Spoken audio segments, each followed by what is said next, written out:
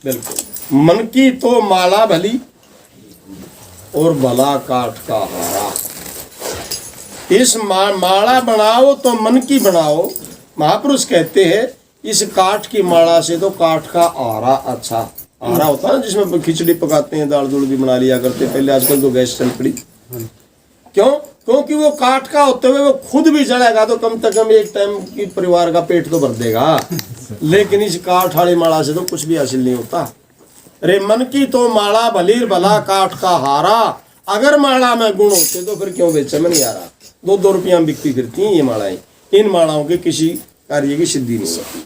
सुंदरदास जी भी कहते हैं दिन रात सोहम सोहम सांसों सांस सोहम हो सोहम होए जाप।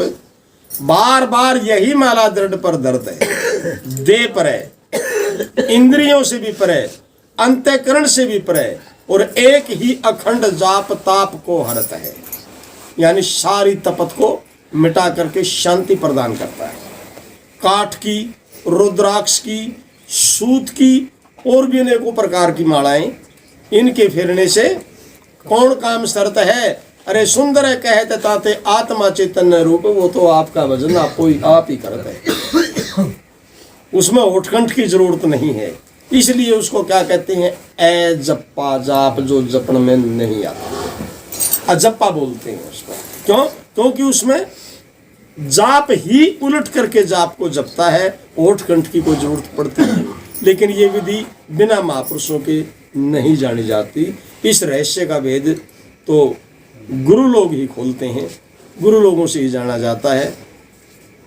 अगली भाई, मौन लियो ना गयो ना उपवास लियो। ना तो मौन धारण करने की जरूरत है, ना काशी में भटकने की जरूरत है। भाई एक दृष्टांत याद आ गया, है तो थोड़ा खतरनाक है। अब नाना जी की थी, राजा मान सिंह जी की थी। राजा मान की वाणी थी, वो इस सारा कर्म कांड का खंडन करता है कि ऐसा करने की कोई जरूरत नहीं। नारी का त्याग करके मन में भटकने की जरूरत नहीं है, ना इन मालाओं के चक्कर में पड़ने की आवश्यकता है। केवल और केवल विधि महापुरुषों से जान। एक बार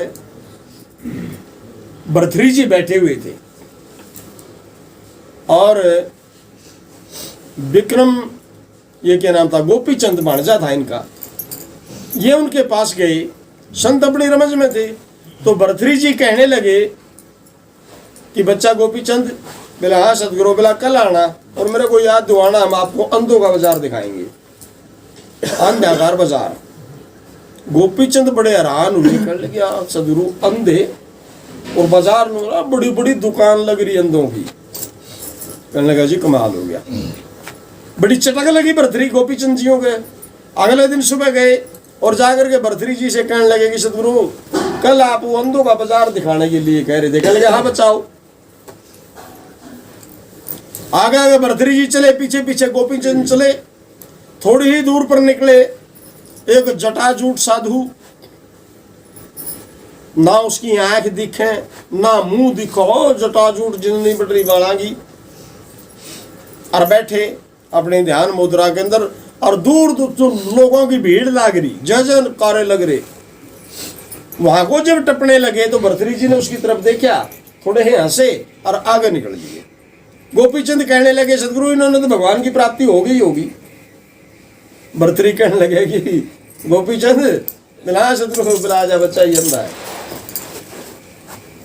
कमाल हो गई, महापुरुष पंथा बता रहे। आगे गए एक जना जल में खड़ा, पानी कम है, पैर यहाँ पर सोई आ रही, कीड़े चल गल रहे पैर उसके, पानी कम है। और लोग दूधा के लोटे लिए खड़े दर्शनों के लिए, कोई फ्रूट लिए खड़ा। भाई बड़ा उत्तम महात्मा है, तपस्या में लगा हुआ है। उधर से भी जब भर्तृहरि जी टपे, उनकी तरफ भी देखे, हंसे और आगे निकल गए।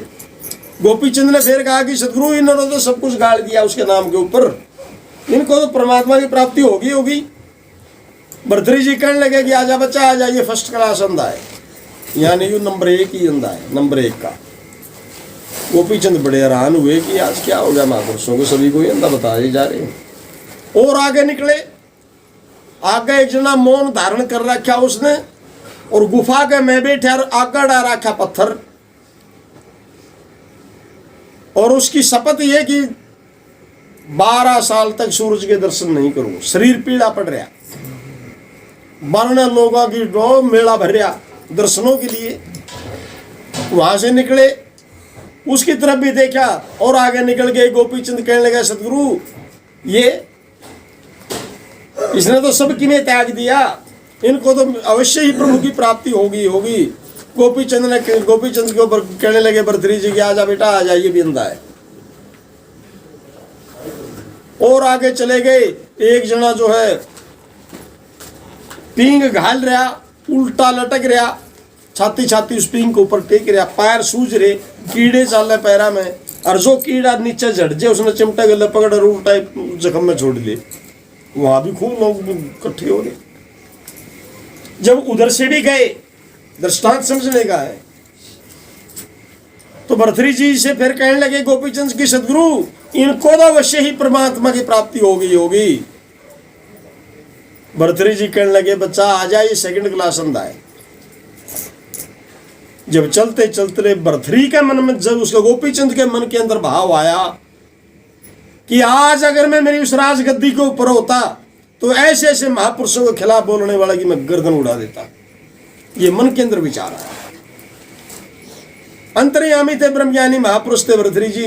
भरतरी जी चलते चलते कहने लगे कि गोपीचंद यहां से दूर हो, बोला बच्चा इसको मारो।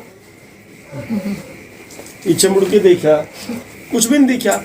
बोला सदगुरु किसको मारूं, कुछ नजर ही नहीं आता। बोला नहीं बच्चा इसको मारो। बोला सदगुरु मैं आपके आदेश का पालन करूंगा, लेकिन मारूं किसको, कुछ नजर ही नहीं आता। भरतरी जी कहने लगे कि बच्चा गोपीचंद ये कौन है जो ये कह रहा है, अगर मैं आज मेरी उस गद्दी के अंदर, राज गद्दी के ऊपर होता तो महापुरुषों के खिलाफ बोलने वाले का सिर कलम कर देता। ये कौन है बेटा?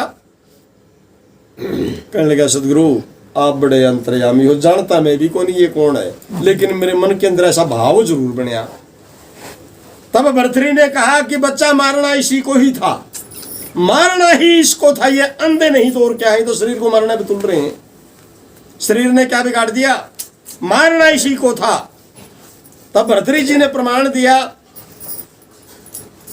कि बुम्बी पिटे मूर्खा सर्प ना मारा जा, और बुम्बी मूर्ख नहीं डसे रे सर्प जगत को खा।